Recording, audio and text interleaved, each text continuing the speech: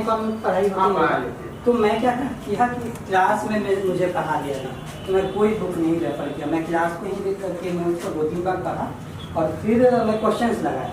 Questions मैं लगाया तो मैं देखा कि 70% क्वेश्चन जो है जो स्टैटिक पार्ट के वो कोर है, तो फिर मैं कहीं और ज़्यादा इधर उधर भटका नहीं। और जो डायनेमिक पोर्शन है उसके लिए आप न्यूज़पेपर पढ़िए, फिर जो भी टर्म्स आते हैं न्यूज़पेपर में उसको गूगल करिए, ये हैबिट बना लीजिए। कुछ अगर नहीं आ रहा है तो गूगल करिए। और मैं क्या करता था, गूगल के बाद मैं टैब्स को ओपन रखता था मैं अपने फ़ोन पे। अगर मुझे याद नहीं हुआ ये टर्म्स क्या है तो मैं टैब्स ओपन रखता था। एनी टाइम मेरे फ़ोन पे लगभग 400-500 टैब्स ओपन रहते थे, तो बाद में अगर रिवीजन करने का हुआ तो फ़ोन पे ऐसे ऐसे करके पूरा रिवीजन कर लिया। यानी तो अगर मुझे टैब क्लोज करना है तो वहीं कोई एक नोटबुक बना लिया, वहाँ पे थोड़ा सा नोट डाउन कर लिया। तो इनिशियली मैं ऑफलाइन नोट्स बनाता था। ऑफलाइन में आपके पेजेस इधर उधर हो जाते हैं, अगर आप कंफर्टेबल हैं तो आप कहीं पे भी बना सकते हैं, कोई एक जगह बनाइए। और करंट अफेयर्स के लिए मैंने विजन आईएएस का मैगजीन फॉलो किया था, इंग्लिश हिंदी दोनों में आता है, मंथली मैगजीन है। तो बट आप मैगजीन पे जो है वो बस डिपेंडेंट ना रहे, क्योंकि आप मंथ के एंड में उतना सारा इंफॉर्मेशन पढ़ेंगे तो आप उसको याद नहीं कर पाएंगे। तो आप कंटिन्यूअस आप न्यूज़पेपर पढ़ें। न्यूज़पेपर के लिए मैं द हिंदू पढ़ता था, बट फिर बाद में ऐसा हुआ कि हिंदू में थोड़े नेगेटिव न्यूज़ अच्छे खासे आने लगे, तो फिर मैं सोचा कि थोड़ा बैलेंस आउट करता हूँ। तो फिर मैं इंडियन एक्सप्रेस का एक्सप्लेन पेज आता है वो मैं पढ़ता था। और ये दोनों न्यूज़पेपर जो है वो मैं मेंस में भी पढ़ा, प्रीलिम्स और मेंस के बीच में। प्रीलिम्स और मेंस के बीच में मैं कंसिस्टेंटली पढ़ा। प्रीलिम्स में कभी कभी होता था कि एक दिन मिस भी हो जाता था, तो कोई दिक्कत नहीं है। आप कोशिश करें कि आप फॉलो कर पा रहे हैं 1 घंटे। पॉलिटिकल न्यूज़ ना पढ़े, स्पोर्ट्स के न्यूज़ ना पढ़े, जो काम के हैं, जो एडिटोरियल होता है और फ्रंट पेज होता है, बस इतना ही। आपको 45 या 15 मिनट्स लगेंगे। इनिशियली मैं 2 घंटे देता था टाइम, फिर उसको कम किया, फिर टाइमर लगा के पढ़ता था। मेरे पास हमेशा एक स्टॉप वॉच होता था, गले में भी उसमें ये भी था, गले में भी डाल देता था, स्टॉप वॉच डाला।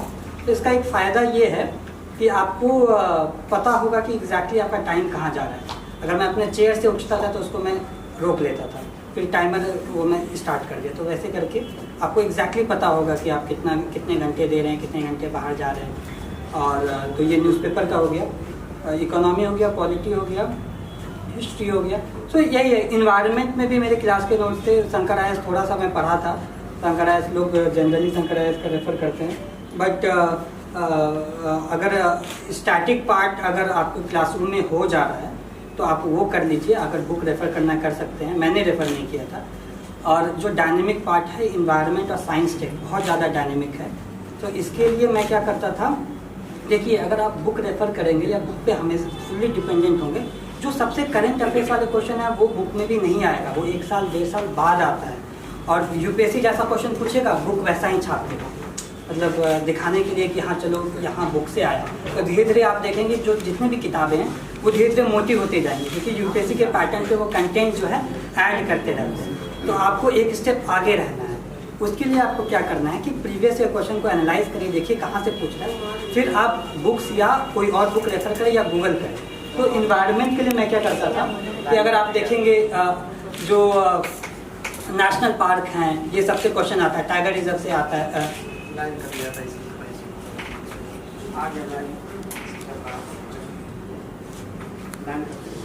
इसमें एक वेबसाइट है एनविस करके, ENVIIS, wild life institute of India का वेबसाइट है। यहाँ पे आपको सारा जो इन्वायरमेंट से रिलेटेड जो नेशनल पार्क्स हैं, सारे डिटेल्स है वो आ जाएंगे।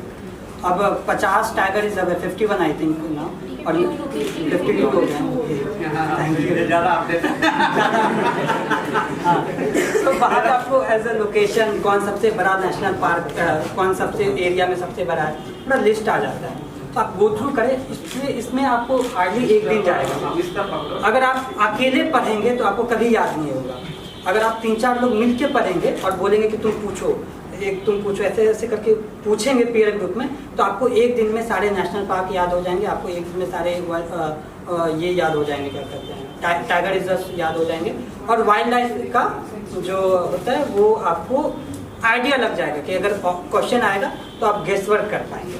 तो ये सब चीज़ आप वेबसाइट से रेफर कर सकते हैं। फिर एक होता है ईयर एंड रिव्यू।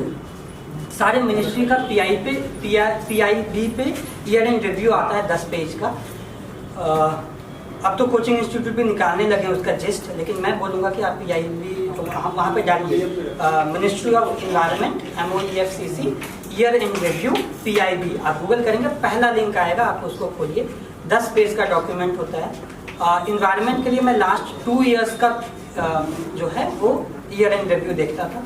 अब ईयर एंड रिव्यू पढ़ने का भी तरीका है, आप पढ़िए, वहाँ पे आपको कुछ टॉपिक रहेगा कि ये स्कीम न्यूज़ में है, ये चीज़ है, तो आपको वहाँ से पता चलेगा कि गवर्नमेंट के मुताबिक कौन सा स्कीम इम्पॉर्टेंट है। सो फिर आप उस स्कीम को आप गूगल करके उसको डिटेल में पढ़ लीजिए।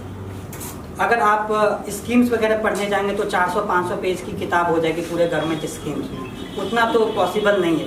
तो मैं क्या करता था कि जो टॉप 10 मिनिस्ट्री है, वुमेन एंड चाइल्ड डेवलपमेंट है, एग्रीकल्चर फार्मर्स का है, हाँ वो है, फिर आपका इंडस्ट्री का है, फिर MOEFCC है, तो ये सारे जो टॉप 10 मिनिस्ट्री है उसका आप ईयर एंड रिव्यू आप देख लीजिए और फिर उसको गूगल कर लीजिए। जो उसके अंदर कोई टर्म्स अच्छे आ रहे हैं, कोई स्कीम्स आ रहा है, वो आप कर लीजिए। इससे आपका नॉलेज ब्रॉड होगा, आप ऑप्शंस जो है प्रीलिम्स में एलिमिनेट कर पाएंगे। और बहुत बार होता है कि मैं 2020 में देखा, 2019 में भी देखा, क्वेश्चंस डायरेक्टली वहाँ से आ जाते हैं, तो ये कर सकते हैं। फिर इन्वायरमेंट के लिए जितने भी यूनाइटेड नेशंस के ऑर्गेनाइजेशन हैं, तो 3-4 लोग हम लोग बैठते थे, दोस्त लोग, और UN के जितने भी इम्पोर्टेंट ऑर्गेनाइजेशन हैं उसके वेबसाइट पे जाके उनका सारा टैब फटाफट चेक कर लेते थे। उसके कोई न्यू इनिशिएटिव है तो उसको हम लोग ट्रैक कर लेते थे।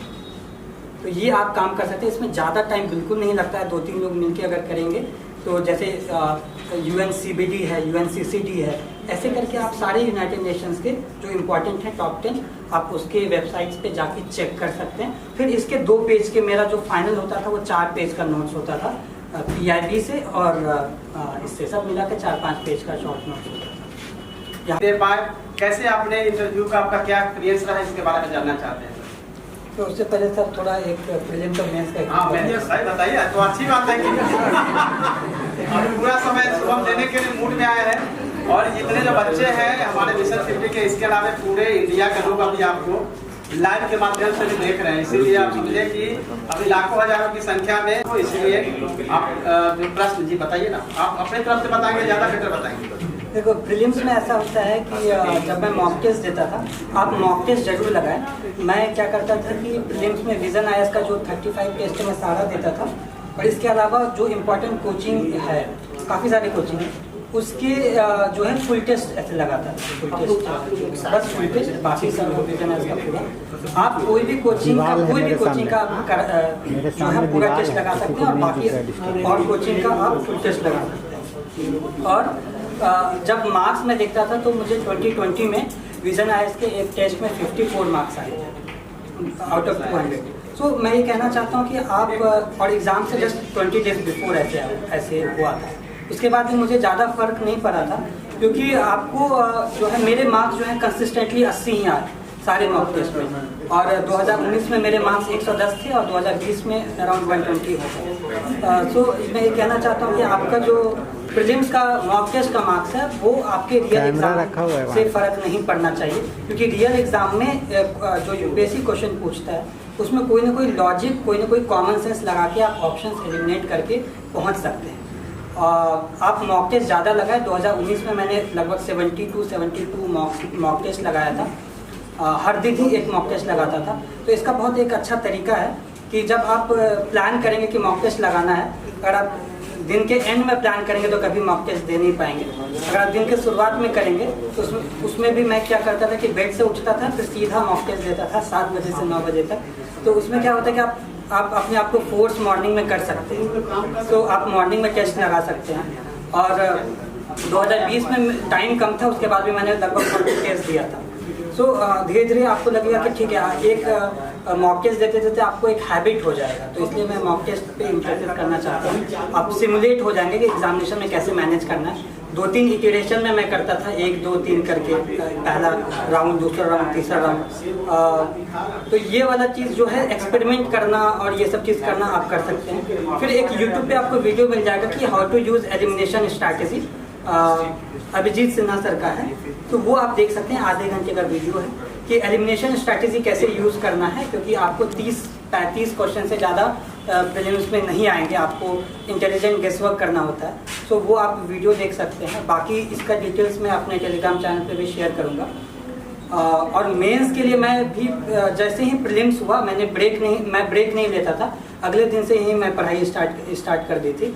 90 दिन का गैप होता है, आप पहला दिन बैठ के पूरा प्लान करिए कि कब आपको टेस्ट लिखना है, कितने दिन में क्या करना है। जनरली आधा टाइम मैं ऑप्शनल और आधा टाइम जीएस जो है वो डिस्ट्रीब्यूट करता था, और मेन प्रीलिम्स के जस्ट अगले दिन से जो है आंसर राइटिंग स्टार्ट कर दी थी, 1-1 घंटे का स्टार्ट में, फिर हर तीसरे या चौथे दिन 3 घंटे का। ये 2019 में किया। 2020 में थोड़ा कोविड था और टेस्ट सेंटर्स क्लोज थे, तो कम टेस्ट लिखे। उसके बाद भी मैंने लगभग 15 से 20 टेस्ट जो है वो लिख लिया था, वो 3 महीने के जो ड्यूरेशन है। सो टेस्ट सीरीज मेंस में बहुत इंपॉर्टेंट है। और सिलेबस, जैसा कि मैं कहा कि आपका सोर्सेज लिमिटेड होने चाहिए, तो आप मॉडल आंसर्स जो हैं वो रेफ़र कर सकते हैं। मैंने जो मैं विजन आइज का टेस्ट सीरीज में लिखा था, सो मैं उसके मॉडल आंसर्स रेफ़र करता था, और उससे भी मैं जो है शॉर्ट नोट्स बनाता था। क्योंकि आपका जो एग्ज़ाम होगा GS 1-2, इसके बीच में 2 घंटे का गैप होगा, फिर GS 3-4 इसके बीच में 2 घंटे का गैप होगा। तो एग्ज़ाम से पहले 2 घंटे में आपको क्या रिवाइज करना है ये आपको पहले सोचना होगा, और उसके अकॉर्डिंग आपको नोट्स बनाने पड़ेंगे। तो मेरे 10 पेज के काफ़ी क्रिस्प नोट्स होते थे, ऐसे बुलेट पॉइंट्स होते थे, ऐसा वो हथियार जैसा है। एग्जामिनेशन हॉल में घुसते ही क्वेश्चन में ढूंढता था कहाँ मैं उस चीज़ को यूज़ कर सकता। तो मेरे पास जैसे इकोनॉमी के लिए 10 ग्राफ होते थे, तो मैं वो इकोनॉमिक सर्वे बजट से उठाता था। आपको याद रखना है कि अगर इकोनॉमिक सर्वे बजट रेफर करेंगे, मैं सिनॉप्सिस ही रेफर करता था, विजन एस या कोई और कोचिंग का। सो उसमें क्या होता है कि आपके 50 डायग्राम होंगे, आपको ध्यान रखना है कि 50 आपको याद नहीं करने, आपको जो अच्छा लगता है कोई 10 उठा लीजिए। मैं 10 रखा था, लेकिन 10 में से भी मैं 5 एग्जामिनेशन हॉल से पहले 5 ही देखा था, और ये था कि 5 भी अगर मैं यूज़ कर लूँ 20 क्वेश्चन में, तो 1-1 मार्क्स जो है वो सारे क्वेश्चन में बढ़ जाएंगे। तो ऐसे ऐसे करके आप हर एक पेपर के लिए जो है आप बुलेट पॉइंट्स रेडी रखें, और एग्जामिनेशन हॉल में जाने से पहले सारा देखें और उसको तुरंत जो है यूज़ करें। और ये यूज़ आप तब कर पाएंगे जब आप मॉक टेस्ट में पहले यूज़ कर चुके हैं, क्योंकि वहाँ पे सोचने का कुछ ज़्यादा टाइम होता नहीं है। तो जैसे वाटर का क्वेश्चन जो है वो हर साल आता है, प्रीवियस ईयर क्वेश्चन देखें, वाटर मैनेजमेंट पे, वाटर रिसोर्स पे क्वेश्चन आना ही आना है। सो मैं एक चार्ट याद कर दिया कि 1947 में लगभग 5000 लीटर्स पर पर्सन जो है वो था इंडिया में अवेलेबिलिटी, और अभी क्या है और 2050 के अराउंड क्या होगा।